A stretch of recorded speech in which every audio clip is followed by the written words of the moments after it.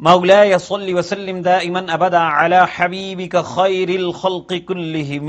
ثم الرضا عن ابي بكر وعن عمر وعن علي وعن عثمان ذي الكرم۔ حضرت سیدنا عمر فاروق اعظم رضی اللہ تعالی عنہ نبی کریم صلی اللہ علیہ وسلم کی ہجرت سے 40 سال پہلے 581 عیسوی میں مکہ مکرمہ میں پیدا ہوئے۔ آپ کا خاندان قریش نبی کریم صلی اللہ تعالی وسلم والا خاندان ہی ہے، اور سید عالم صلی اللہ علیہ وسلم سے کعب پر جا کر آپ کا سلسلہ نسب مل جاتا ہے۔ حضرت سیدنا فاروق اعظم رضی اللہ تعالیٰ عنہ نے ابتدا سے ہی زندگی بڑے ہی باکمال انداز سے گزاری ہے کہ آپ علم قرات یعنی پڑھنا لکھنا بھی جانتے تھے، اور آپ کو قبائل کے نسب کا بھی علم تھا، سفارت کاری میں بھی بڑے ماہر تھے، جھگڑوں کے فیصلوں میں آپ کو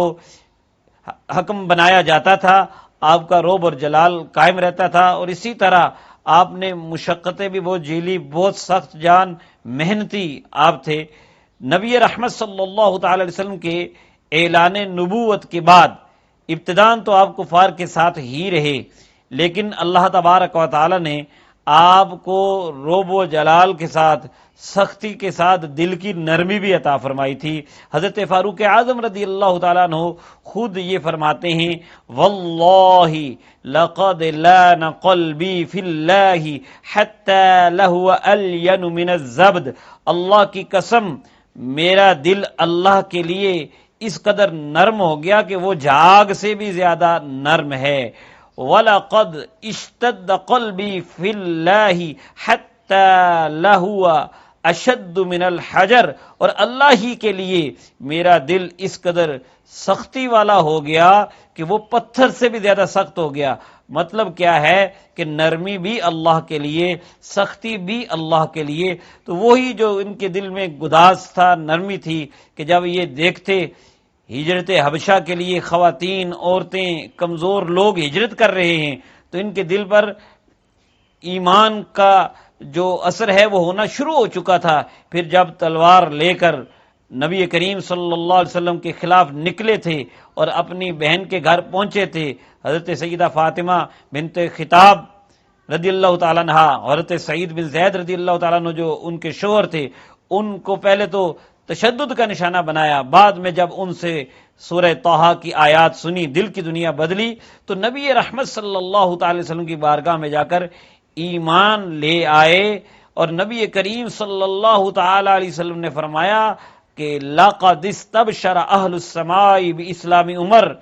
حضرت جبریل امین نے آ کر یہ بتایا ہے کہ تحقیق آسمان والوں نے بھی عمر کے اسلام لانے پر خوشی کا اظہار کیا ہے، خوشیاں منائی ہیں۔ نبی رحمت صلی اللہ تعالی وسلم خود ان کے لیے دعائیں فرمایا کرتے تھے، اللہم اعز الاسلام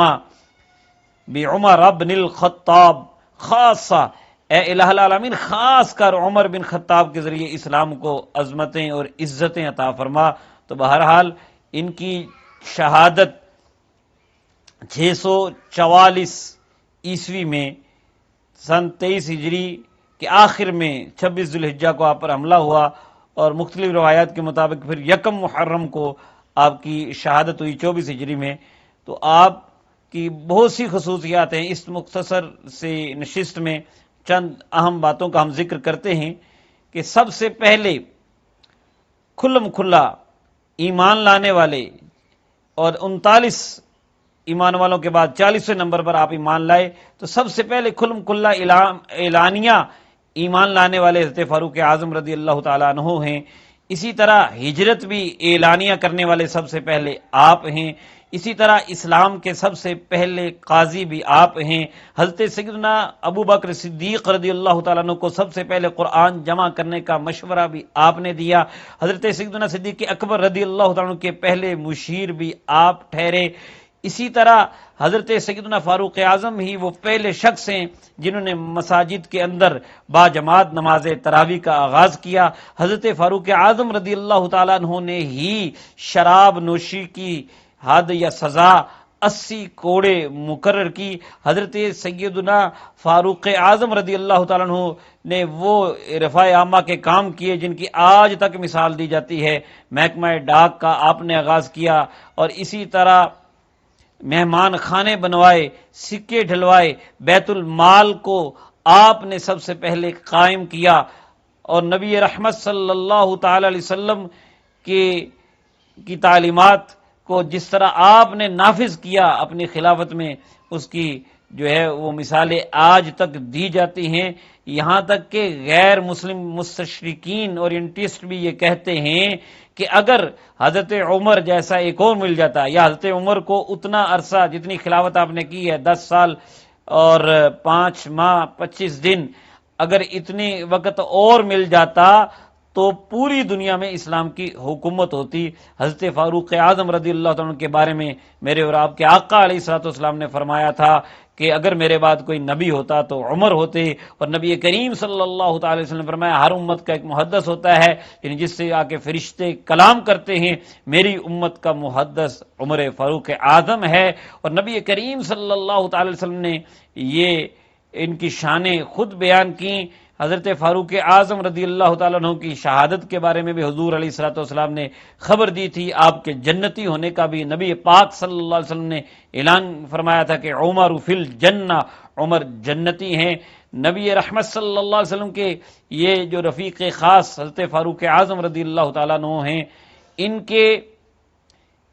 خود ارشاد ہے ان کا اپنا کہ ان کی رائے جو ہے اللہ تعالیٰ کی شان کہ اللہ تبارک و تعالیٰ قرآن تو خود نازل فرماتا ہے، وہ اسی کا کلام ہے، لیکن اس نے اپنے محبوب کے اس رفیق خاص کو عظمت عطا کرنے کے لیے ان کے دل پر جو باتیں ڈالیں تو ان کی زبان پر جو رائے آتی تھی اس کے مطابق قرآن نازل ہوتا تھا۔ آپ نے خود فرمایا کہ 7 چیزوں میں اللہ تعالیٰ نے میری موافقت کی، ان میں سے مثلا پردے کے احکام ہیں، اور غزوہ بدر کے قیدیوں کے بارے میں جو احکام آئے، اسی طرح مقام ابراہیم کو مصلی بنانے کے حوالے سے، منافقین کی نماز جنازہ نہ پڑھنے کے حوالے سے، نبی کریم صلی اللہ علیہ وسلم کی بارگاہ میں حاضری پر اجازت لینے کے حوالے سے، اسی طرح اذان کے حوالے سے یہ جو احکام آئے، ان کے بارے میں حضرت فاروق اعظم رضی اللہ تعالیٰ عنہ اپنی رائے پہلے دے چکے تھے۔ تو بہرحال قرآن پاک آپ کی رائے کے مطابق نازل ہوا، اس کو موافقات عمر کہتے ہیں۔ اللہ تبارک و تعالیٰ نے آپ کو یہ ساری شانیں عطا فرمائی، اور حضور علیہ الصلوۃ والسلام کے ساتھ ساتھ ہر غزوات میں رہے، اور جب وصال ہوا تو آپ کو مزار اقدس نبی کریم صلی اللہ علیہ وسلم کے ساتھ گنبد خضرا کے سائے میں حضرت سیدہ عائشہ صدیقہ رضی اللہ تعالیٰ عنہا کے حجرے میں آپ کو جگہ ملی۔ تو اللہ تبارک و تعالیٰ سے دعا ہے اللہ تعالیٰ ان کے درجے بلند فرمائے، اور ان کے صدقے ہم سب کی بخشش فرمائے۔ وما علیہ الا البلاغ۔